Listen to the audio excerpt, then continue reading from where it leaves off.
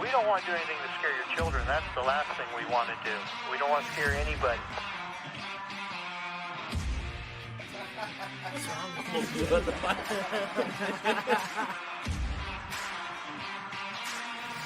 We will not be held responsible for any hearing impairments or damage caused to you from excessive exposure to this sound.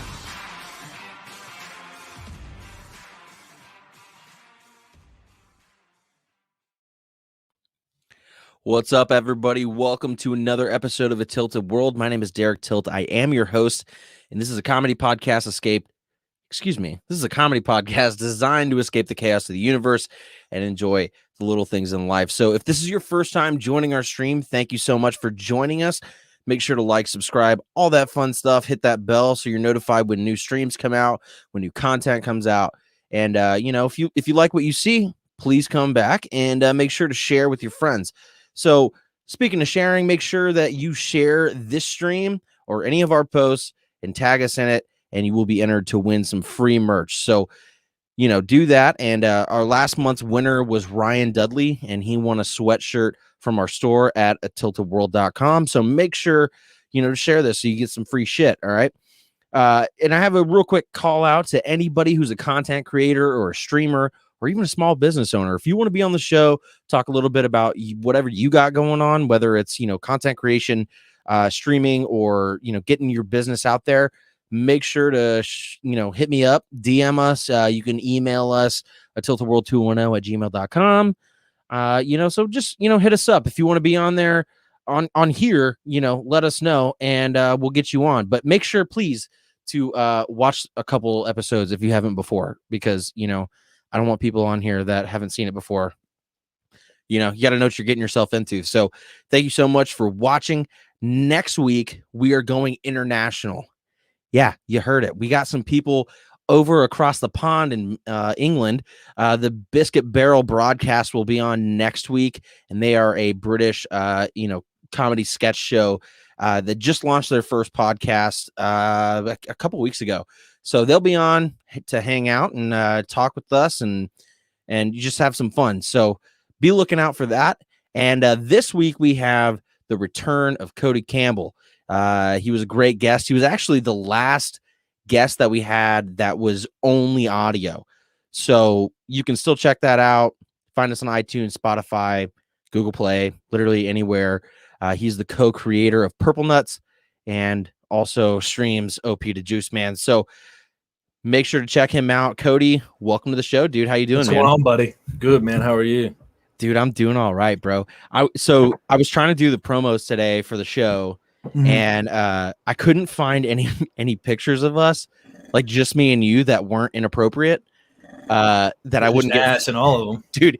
Dude, seriously, it was all ass and dick, like just everywhere. A couple peckers in there. Yeah, so I had to hit up your wife, Chandler, and be like, "Yo, do you have any pictures of Cody?" Like this. So it's kind of trippy. Like I had to go back. I know I just saw you in, what was it, October last year? I think, yeah. It was like October, end of September. October-ish. And we had a couple of pictures, and but I had already used them, and so I was like, "Oh, I'll go back to like throwback pictures of us." The first picture that came up on my phone was the picture of you pissing in your toilet with I think it was shaving cream on your ass. Oh yeah, and then my face was just covered in shaving cream. Dude, that was from. Was that in the barracks? That was. Yeah, that was in the barracks, and it was right after you and Chandler had met too. That's so funny. And I also have a picture, babe? What, the whipped cream one? Yeah, no, the shaving whipped cream one. If it was whipped cream, dude. Yeah, dude, whipped cream makes it way more sexual. I can get paid money for that now. Yeah, on OnlyFans. All right. I actually have a picture, and I'll send it to you and Chandler. I have a selfie of you pissing in the toilet with shaving cream, and then my face covered in shaving cream, and then Chandler's in the background with like 2 thumbs up. Dude, I think I remember that picture. Dude, that was a weird night. Yeah, that's it. Yeah. That's it right there. That was tiny, frail little ass. I know. When I think I was looking at that, and then I thought in my head, I was like, Hank Hill ass. Yeah, There he is. people love it. People pay money for it. You got a tight little ass, Cody. Good for you. Kraus, what's up, man? Thanks for watching. But yeah, no, dude, that night was wild. I don't even remember you know what happened that night? I think we were drinking tequila. It was one of those nights that we decided to make margaritas in your room. Dude, those margaritas that were just tequila and ice, just that's it. Yeah, with a little bloop of mixer. Yeah. Got us wild. And I remember like 2 days later, I think I texted you like a picture of that, and you're like, dude, what happened? And I was like, I don't know, bro. Like we literally had tequila, and it was when I don't know. Curtis would come in with that shitty tequila, but it would be like a gallon of it. Yes, yeah. He brought the whole thing, and he was like, I have all this tequila. Let's make a him and Ramirez, and they would just get weird. Dude, we had some wild fucking nights in the barracks. What was what night am I thinking of? I don't know if you were there when dang, I don't know if I should name drop him like that. No, don't name drop. Just fuck, dude. How can I just say last names? Nobody's gonna know from last names. Yeah, it's just Facebook. Yeah. No, I can't do it. I can't do it. We had some weird nights in I can't do it. A room. and then say the story, and I'm sure he'll pick up on who it was.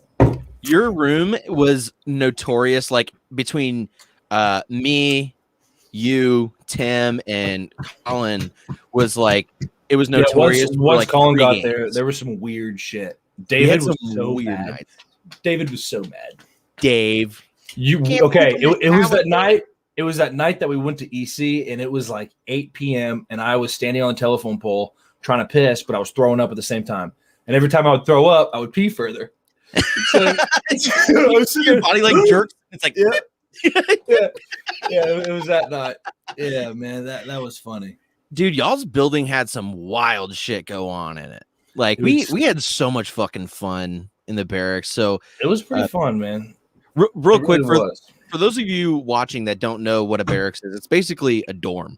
It's a dorm room full of animals. 18 to 25-year-olds full of testosterone. Freedom, yeah, full of testosterone, free to do whatever the fuck they want within, legal bounds.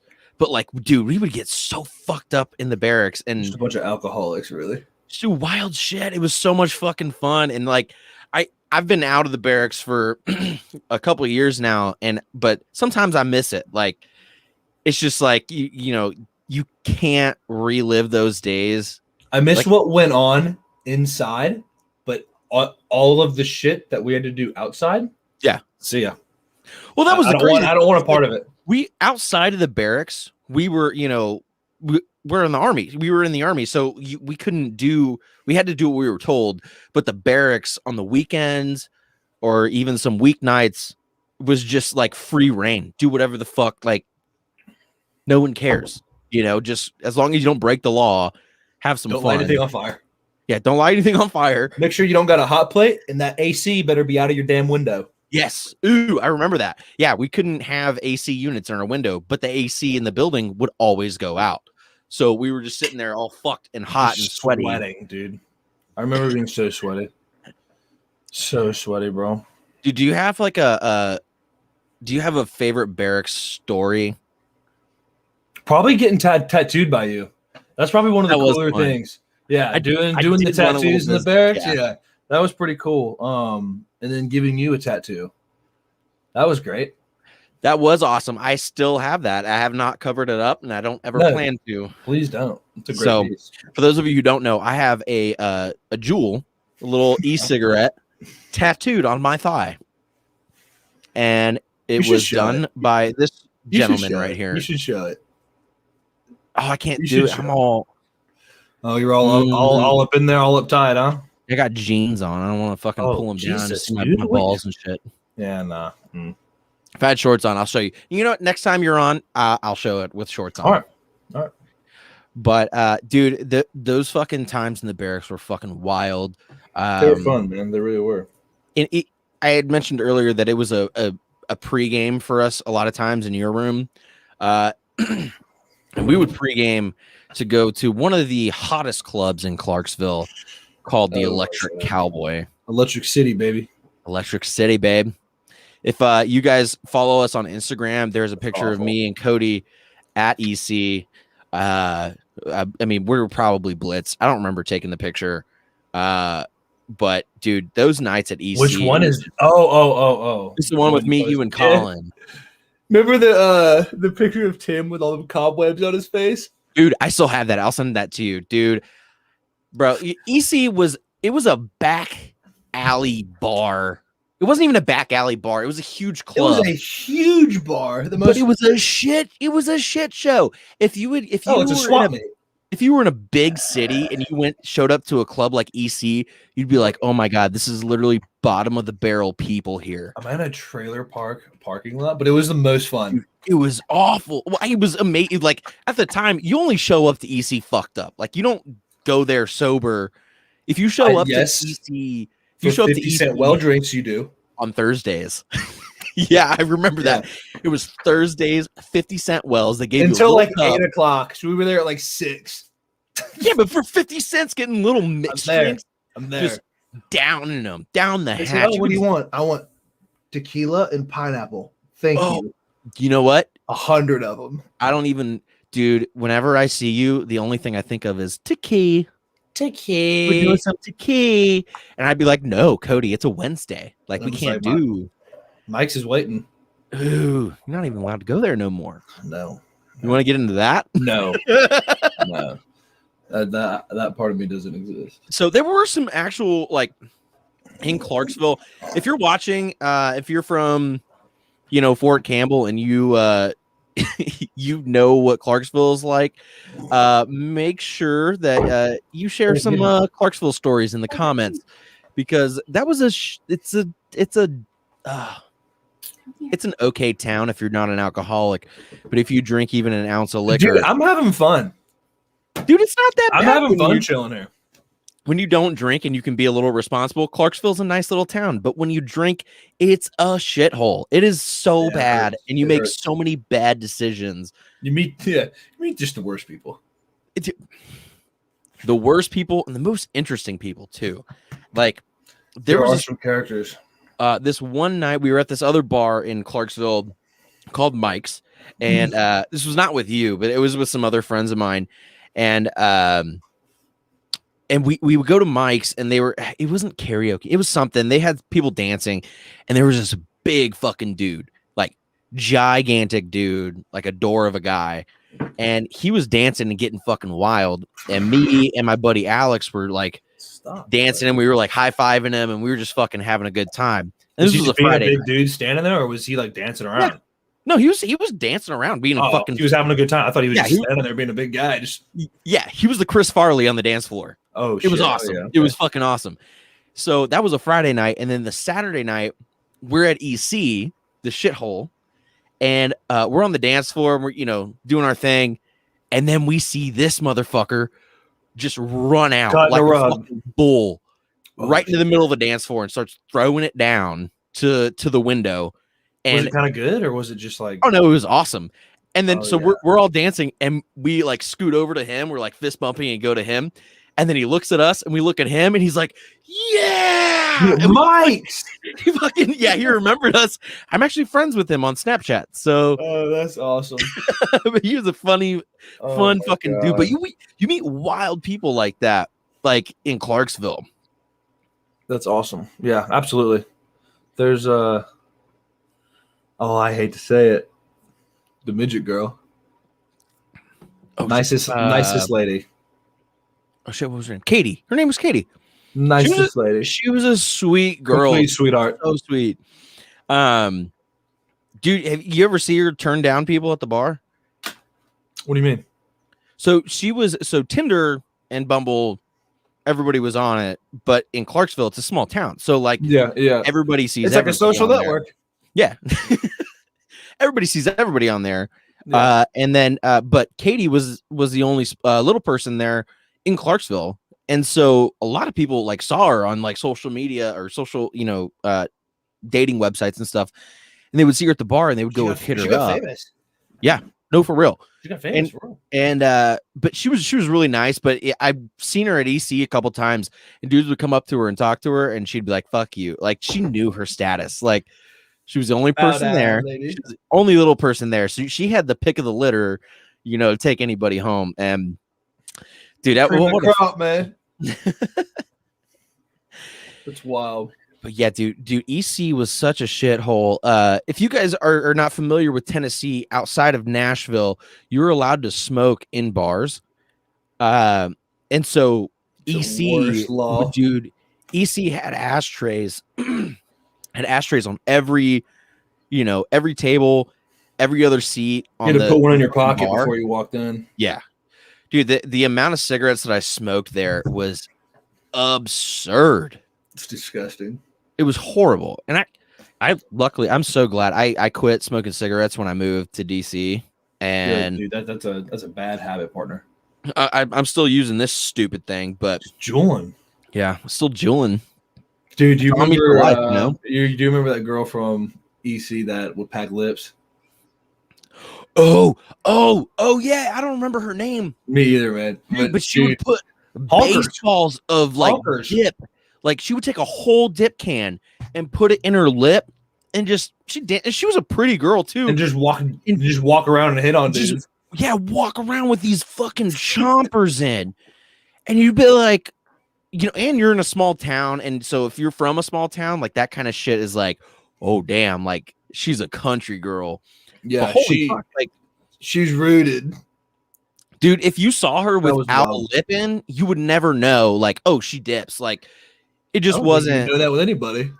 Yeah, but like the oh my god, dude, I remember exactly what you're talking about because she would have these fucking like it looked like she had from Ed and Eddie those fucking jawbreakers in her mouth with dip. And you're like, holy shit, that's insane. Yeah, dude. I remember she came up to you one time. She was, "Hey, you want to dip?" And I didn't dip. And I was sitting there and I was like, "Yeah, I'll tell you." I was all drunk with Chris. Sure. Grabbed one, threw it in there, sat for a minute. She kind of like walked off to go do something. And you're like, nope. There was like a trash can right by me, and I was just like, it just threw up real quick, took it out. I don't want that anymore. She comes back, she goes, "You okay?" I said, "Yeah, it's just beer foam." I was chugging real fast. You just beer foam. No, I just puked off a dip. Sorry, baby. That's so crazy. I don't know what it is though. Like, there are some things that some women do that people would say is like masculine that I find super attractive. Like power lift. Yeah. It's great. It's great. The other one is driving a stick shift. Holy shit. I don't know what it is. If you can drive a woman just driving a car? Not a car, but like if you can drive a truck that's like stick shift or a Jeep that's stick shift, I'm like, okay. Uphill? Yeah. A nice steep hill? Yeah. Nice little steep hill. You know how to go mudding. Put that thing in gear. I dare you. Let's see how it goes. But yeah, dude, I like it's so weird. Like the stick shift thing is like at one point I had a Jeep. That is weird. Is it weird? Do you not feel the same way? Fetish? No, not at all. It's not a fetish. It's not like toes. Huh? Do you like toes? No. Derek says that he likes it when a woman knows how to drive stick, like a Jeep or like a big truck or something.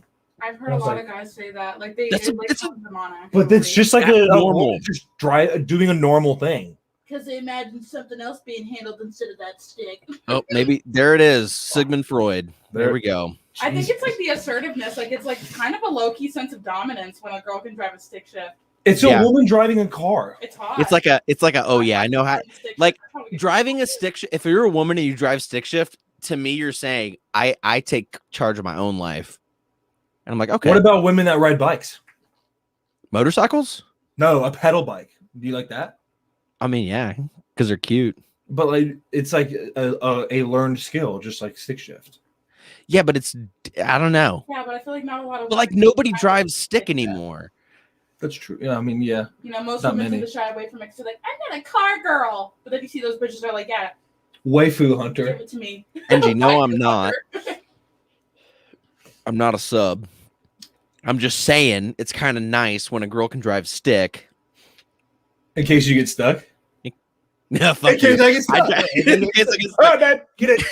Hey, babe, can you pull me out of the snow, please? Dude, it sucks like being a previous Jeep owner, and I drive a Jetta now. I drive a little sedan. How do you feel about it? Dude, I feel so emasculated. Like my Jeep used to my Jeep used to go over all terrains, and now I can't even drive to work in the snow. That thing over all terrain? It was falling apart. Oh, fuck you. I went mudding.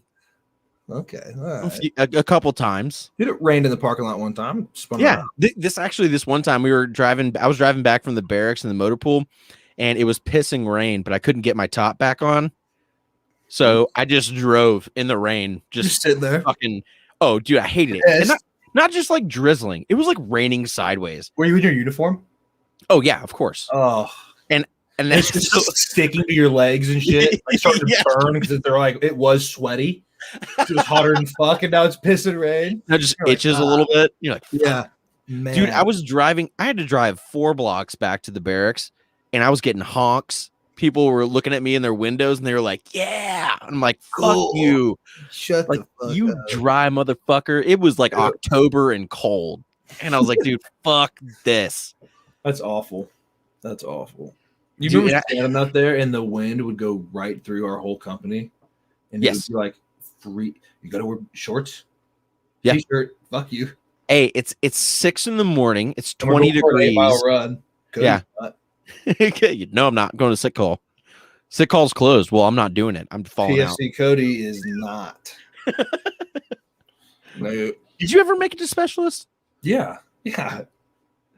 I don't know. You seem like a troublemaker sometimes, so I don't know. I didn't do much after that. I just kind of went to gate guard and just chilled. You did. I think. Oh fuck! I can't tell that story. I'll tell you after the show. No, hold on. No. I can't because it was illegal a little bit, so I can't tell the story. Oh. But I'll tell you afterwards. You probably remember it. Okay. I do remember you being on gate guard though, and I remember every weekend we would come back to your barracks room and like drink, and we'd be like, "What was your week like?" And you were like chilling, and we'd all be like, "Fuck you, fuck you." I watched this movie. I watched this series. Hated it. I got a couple of little dubs in Fort Nuts. Dude, chilling. Dude, actually, Campbell was the last place the only place I ever lived where I actually played video games, and I played Fortnite religiously while I was at Campbell. We used to clown. Yeah, fuck around. Absolutely clown. Tom would be on. Dave would get on every now and then. Big D Tash. Ew. He's on there. He's nasty with it too. He was kind of nice. He was kind of nice. He was a little bit. Yeah. He was kind of nice. Dude, man, I miss those fucking days. And it like when I was trying to promo this show, like when I was looking back, I was like, fuck, man, like, you know, besides like seeing you in October, like we all have not hung out in like over 2.5 years. Like it's been a long fucking time. I know, dude. Then Colin just decided to just bounce. I'll be in Hawaii. See you, boys. Yeah. He actually called me. I'm actually calling him after the show. Give him a little talk. We might do it. Bitch. You never called me, Garrett. You cropped me out of the photo. If you follow us on Instagram, the picture of me and Cody, I cropped Colin out. So he was a little upset about it. But it's okay. I'm having him. If you're listening, we are doing an exclusive episode this weekend. We might do it live. Who knows? And Colin Kunkemuller will be on the show. So it'll be fun. But he lives in Hawaii, dude. It's so hard to get in touch with him because he's so he's 5 hours behind me. I call him whenever. I don't care. You don't give a shit? No. I don't do the math. Just call him. I get messages from him like 3 in the morning. I'm like, what are you doing? What time is it? It's like 9 p.m. Yeah, where he is. It's like just a normal day. And I'm like, I'm getting this shit, waking up. And I'm like, fuck, man. Like, I was asleep, bro. Like, yeah. I just call him. Whatever. So you are out of the Army, which we said last time you were on, and you got a new job. I did, yes. You did. And when did you get the first of all, what is the job? So the job that I'm currently doing now, it's kind of funny. There's actually things going on with the job I'm doing now. I was managing at the Holistic Connection. I was a bud tender before that, and some stuff came up to where it was like, hey, oh fuck, I gotta take care of this so we could run smoothly.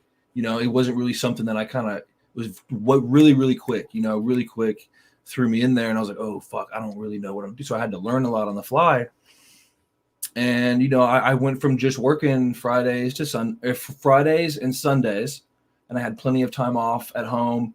She just got her surgery, so I could be home, take care of her while she's in the cast. So everything was cool and smooth. Then when I had to take this opportunity, like, thanks for asking me to do it, kind of just like do it. You're voluntold, essentially. Yeah. And I was like, cool, I'll learn it. And then, dude, it was every 71 hours, I was home 13 of them. And I was like, man, I'm working way too much. I can't be home, this. Yeah. So I am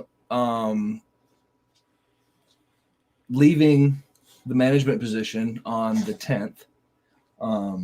It's going to be put in some very good hands. The shop's going to go great, but I was managing a THC CBD store with all legal products in there, with the Delta 8, even some edibles with THC 9, and how, the way that they're going about doing that until it's all legalized is really, really cool. It's really neat, the process and all of it.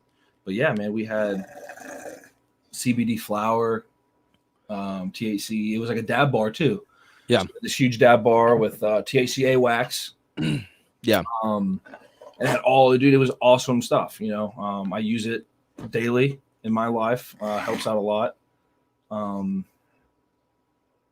Yeah, it's just that's awesome, dude. So I know personally, I know that you got some back pain and whatever going on, but like, so for those of you listening, the Holistic Connection, right? Am I saying that right?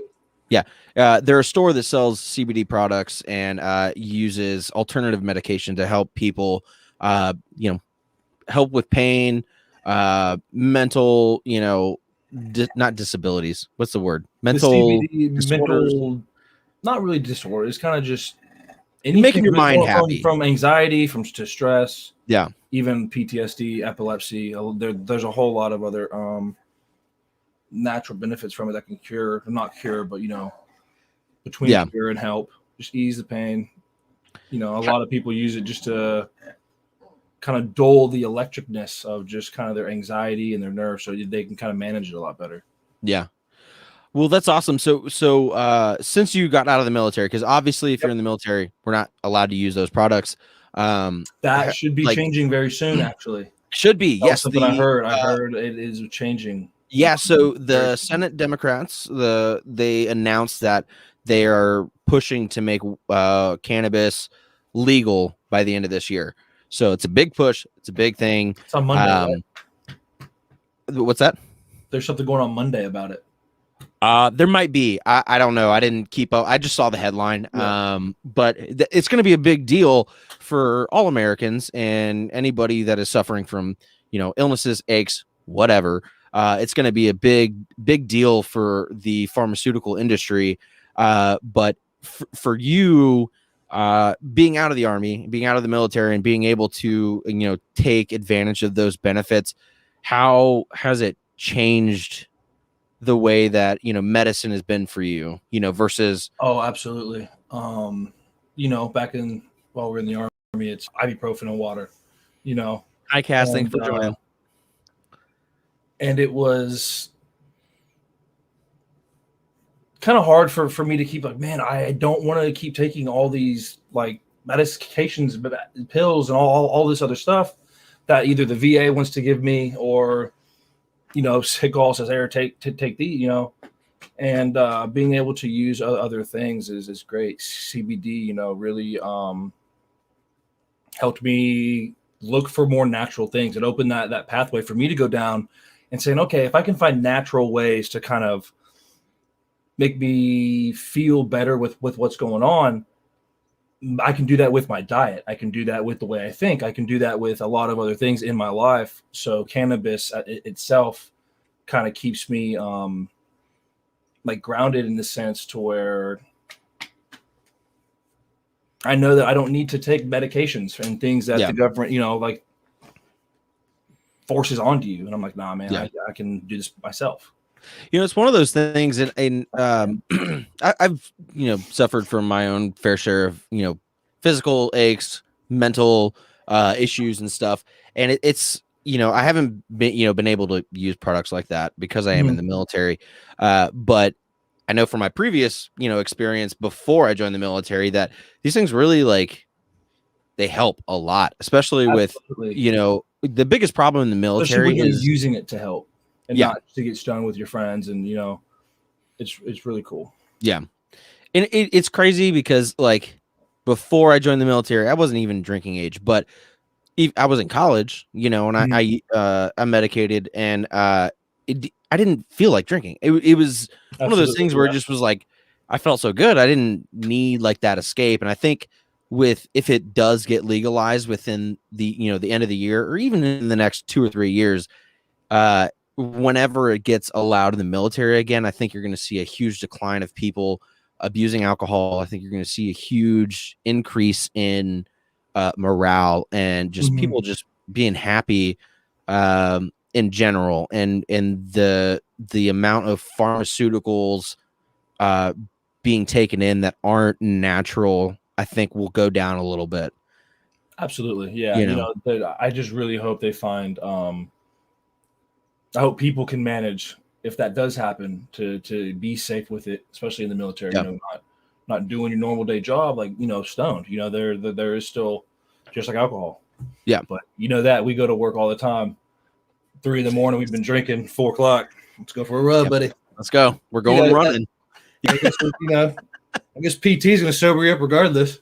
Yeah, sweat it all out. Yeah. It's funny. I had a run one time. We were running around Fort Campbell. And it was a Monday, Monday run day. No. And we're all fucking running and we're going slow as fuck. I can't imagine doing that right now. Dude, I mean, I don't do it because I work at a hospital. We don't do that kind of shit. But I remember we were running, and the guy that was leading the run, I think it was our platoon sergeant or something, he stopped us in the run. And we're all huffing and puffing, and it was cold, so you could see the steam of sweat coming off of us. Yeah. And he goes, raise your hand if you had anything to drink this weekend. Every hand went up. Right, buddy. And he goes, you guys smell like shit. He was like, when's the last time you guys showered? Man. And we were all just, chirping shit off. He goes, what the fuck? And so we kept going on the run. And then at the end of the run, he was like, guys, you for real smell like Jack Daniels and Bud Light. We were running and you could smell the booze coming off of us. He goes, you guys smell awful. And it's so crazy. But that's just the, reality of the living situation that we are in the military. We don't have any other exit or medication except for the pills that they give us, except alcohol. Yeah. So that's why you see a lot of it was fucked up. I remember it was I don't know if it was a Donza or we just showed up and our first round was yo, bounce. I got stuff to do. Fuck out of here. Right. But it was when Sergeant Moss was my squad leader. And I think David or Tyler was in charge of me at the time. And me and Chris, or it was me, Colin, and Tammy, probably you. One of those days we just showed up just fucked up in the morning. Oh, yeah. Curtis had to get me out of bed and shit. I was late already and showed up. And all right. It was a bad one. It was a really bad one. And everyone, first round goes, all right, everyone out here. And Sergeant Moss goes, all right, boys. I said, come on, boys, let's go for a run. Hella loud. Oh, I remember when this happened. Yeah. Because everybody else got dismissed except for you guys. Yes. And y'all had to go run. I remember that. Yeah, buddy fucked everybody. I was super drunk. Thank God I was so drunk that when we started the run, I got 13 steps and just puked. It started. And old Brandon goes, yep, that's what you get, you idiot. Now go touch the fence and come back fast, and we'll go home. Boy, I got them throw up all over my face. Terrible, man. If you had made it 26 steps, you would have been going home. But you just called my bluff. Yeah. Me, dude. So Metcalf just said half a bottle of whiskey and 2/3 of a pizza got me through every 12-miler. That is throw it. Hey, key. you put the little you put your little flick on. You got your little pizza in your pouches. Yeah. No, dude, the night before though, like 12-milers, bro, I would, because everybody says carbo load, so you can make it through. So like half of us were like, all right, carb load. That means let's drink a fuck ton of beer tonight. Pizzas and beers. Pizza and beer. Let's go. And dude, the number of rucks that I showed up to, or I was still like a little tipsy from the night before, bro. Those were the worst because you get through those. Awful. But once you get, the funny thing those is those were some of my best ruck marches, was because I could get through like the first 4 miles. If I just pushed the first 4 miles, just going through the pain, didn't feel anything. After that, I was fucking Sonic the Hedgehog. Let's go. Dude, not me. The last few, always like my feet would get all sweaty. They'd just be wet, and my boots would feel like just hot pancakes. I'm swollen. Just swollen. Yeah, just wet shit. Mushy from like my skin falling off. Dude, I'll tell. Okay, this is the first time I'm telling the story ever. Outside. Okay, now that I'm out, I can say it. Well, I probably told you it, but this is my public outing of my shit bag. Biggest shit bag I've done. So it was just before terminal leave. And it was the last 12-miler that I was ever going to do. Okay. I was like, this fucking sucks, but I got 1 week till gate guard. So after this, it's going to be the last shitty thing I have to do. So my buddy Chris, he was doing something. I don't know what he was doing, whether he was shooting for the shooting team, or maybe he was getting ready to leave or something, but he wasn't there and he was driving around post. So on the way back, we had about 6 more miles. I walked to the turn point, came down Angels. As soon as I got to the tanks, I said, you know what? Fuck this. Fuck this. Yeah. I said, yo, come pick me up by that little shitty gym by Kalsu. He said, all right. Bro, when I tell you I saw his truck back up into the little thing, I had my ruck like this. I just run and just jumped into the bed of his truck and just laid down in his truck, and he just drove me back to the barracks. I just slithered out. Oh my God. I said, I'm not doing this anymore, man. You know what's so funny is you said Angels and then tanks, and I know exactly where the fuck you're talking about. Yeah. And that point on that 12-mile, like, oh, dude, he didn't 6 miles out and turn around. It took me like a half a mile down the road, and Sergeant Campbell caught me getting out. Oh, I forgot. He caught me getting out. I said, dude, because I remember we had to sign our names off of it. It was when we switched platoon sergeant, so I was like, fuck, I still got to sign my name. Oh, dude, Sergeant Campbell caught me. Bro, that's so funny. I looked at him real quick, and I said, hey, I looked at him. It was just him. I said, I had to piss, man. He goes, yep. I just kept walking. I said, phew. So for those of you listening, if you don't know what a ruck march is, if you're in the military, that means you put a lot of fucking weight on your back and you walk for 12 miles or however long they say. They do nothing. And you do it for time or what the fuck ever they say. But it's one of the worst experiences you'll ever have. And it's funny that we brought this up because I re-enlisted to come to Walter Reed here in DC for the mere fact that I knew it was a hospital and they wouldn't do ruck marches. I got time for that. So I get here 3 weeks into me getting here. I get a text message from my platoon sergeant and he goes, yeah, so we're starting to do ruck marches monthly. And I was like, are you shitting me? Where? Around the hospital. Which just means we were doing laps around the hospital. Like a little path or something? No. You guys are going to look doing laps around the hospital. In the parking lot, hella in the way. Dude, I show up the first morning. Coming up the fucking wheelchair ramp. Dude, I'm so pissed. It's 5 a.m. And I show up, and it's all these people who have never done ruck marches before. Are they just sloppy? No, they were so excited. They were like, oh my God, we're doing military stuff. We're going to do a ruck march. And I'm sitting there salty as fuck. I got to dip in. I'm like, man, fuck this. Like, they're like, aren't you excited to do military stuff?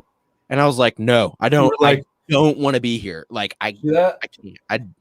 Yeah. Yeah. Right. Yeah. Yeah. Look at the shoulder. Yeah. Can't hear you. I've done military shit. Yeah. Get out of here. And so then one of the sergeants that was with me at the time, he'd done ruck marches. He'd been in a line unit, and he was like, "Look, dude," he goes, "Let's just, it was only 4 miles. It wasn't that crazy." Oh, it's fuck you. And so he goes, "Let's Like just 30 fucking, minutes. He goes, let's just fucking bust this shit out, beat everybody, and tell everybody to suck a dick." And I was like, "You know what?" No. I was like, "Well, no." At that point, I was so mad. I was like, "Yeah, fuck all these people. I'm gonna, yeah."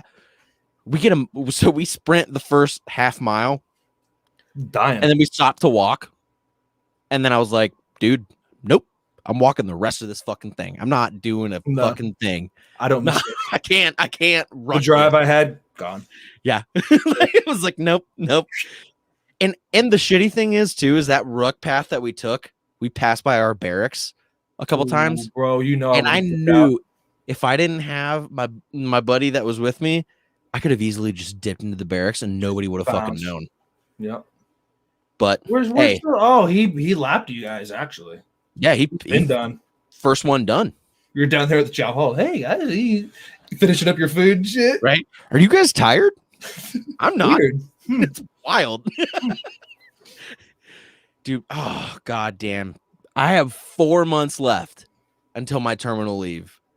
And I am, dude, that's gonna go fast though. Oh, I know. I feels like literally when I was talking to you, or last time when I was visiting you, I was at like 10 months. That feels like yesterday. Like, dude, it's gone by so fucking fast. It's gonna go by super quick. And I can't wait to get out and just be a human. My life. Just be Derek. Be a normal dude. Just be Derek. You know. You know the biggest thing that I like daydream about now? So like your face every morning? That's one. But the biggest thing I think about is my road trip home. So I gotta drive home. But the thing is nobody's keeping track of where I am. So I can drive home and then you can go to Alaska first if you want. I don't know. Yeah. Let's go to California today. Been to Vancouver? Right? Yeah. Just fuck it. Go straight to Canada. Yeah. You know? But I'm so excited about that. Like, I can't wait for the day that I get those fucking papers and I can just leave. And then do whatever the fuck. Track your gas receipts. What the Wyoming? Ooh, shut the fuck up. I didn't think about that. They could, dude. God damn it. Oh, can't wait to be a free man. You know what you could do? You know what you could do? Oh, you're gonna just get a bunch of gas cans. And the first place you get gas at, fill all of them up. Yeah, yeah. You know what I'm saying? This is my gas receipt. $1,000 in DC, and that was it. Just fill it up. Hey, like, guys, what the fuck? He's very efficient. That's why he drives a Jetta. Yeah, it's his Jetta, I guess. $1,000 fuel tank. Yeah, got there in one trip. Dude, I'm just so excited for that. I'm actually planning, and I'll talk to you more about those dates later. But I do want to stop in Nashville, Absolutely. say hi. I have a place here for you. Kenny, thanks for joining us, bud. You're coming in all aggressive. Yeah, dude. I my plan is right now is I'm gonna drive on my drive home. I'm gonna stop in Cincy, say hi to Tom, real quick. If Colin's there, I'll hit him up. Colin, there's no way Colin will be there. Oh, that's right. He's gonna be in fucking Hawaii. Well, anyways, I'll go through Cincy, say hey, what's up to everybody there. Then I'm planning on driving down to Nashville, say hi to you, stay with you for a couple days. I'll be there. Have a little fun. Make some paper airplanes. Yeah. Say hi to some family and then drive home. I'm thinking about making a detour to Florida though. Whoa. What do I need to see a beach, bro. You should get one of those touristy Florida beach like t-shirts. Yeah. I survived Miami. Yeah.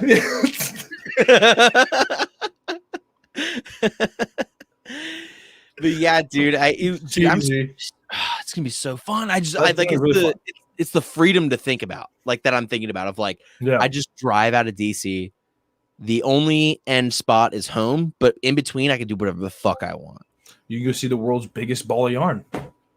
Where's that? I feel like Chandler would know. Hey, where's the world's biggest ball of yarn? Nevada?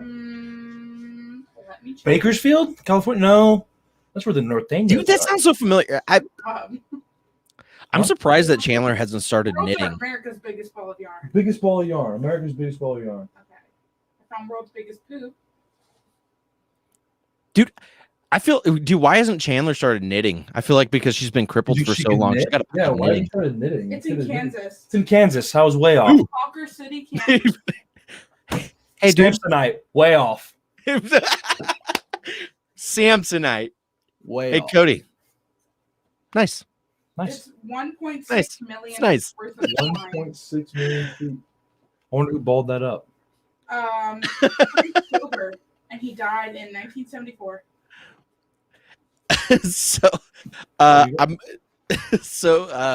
Our buddy Colin, who's going to be on this weekend, shared us on Facebook, and he wanted me to read the post out loud. This is him sharing a picture of you, Cody, Oh, what picture? and is said, it? "It's the picture of you." That one. I look good. Yeah. You look good. It actually, if you find a picture of Cody looking like a woman, it's kind of scary. It's really hot. But Colin said, "Good listen." Cody talks about coming out on my buddy Derek Tilt's podcast. So It was tough. it was tough, you know. It's hard sometimes. Only know. with dudes, though. Only hard with dudes. That's it. That's me. But hey, man, I'm gonna end this show. I'm gonna take you off for a second, and then stay online though. Now we'll talk after this. All right. All right, buddy. Thanks for having me, man. Yeah, of course, man. Thank you for being here. Thank you guys so much for tuning in. This is once again I Tilt the World. My name is Derek Tilt. I am your host. And make sure to like, subscribe, follow, all that fun stuff. And next week, don't forget to tune in next week because we are going international. The British Barrel, or excuse me, I keep fucking that up. The Biscuit Barrel broadcast will be on here. They are from England, and it's going to be a fun time. They are a British sketch comedy show, and we're going to have so much fun. So make sure to like, subscribe, follow, all that fun stuff. And if you share our post, you share our stream, you'll be entered to win some free merchandise. So make sure to do that. Tag us in it. That way you can win some free shit off of our website at tiltedworld.com. Once again, thank you so much for joining us, and we will see you next week.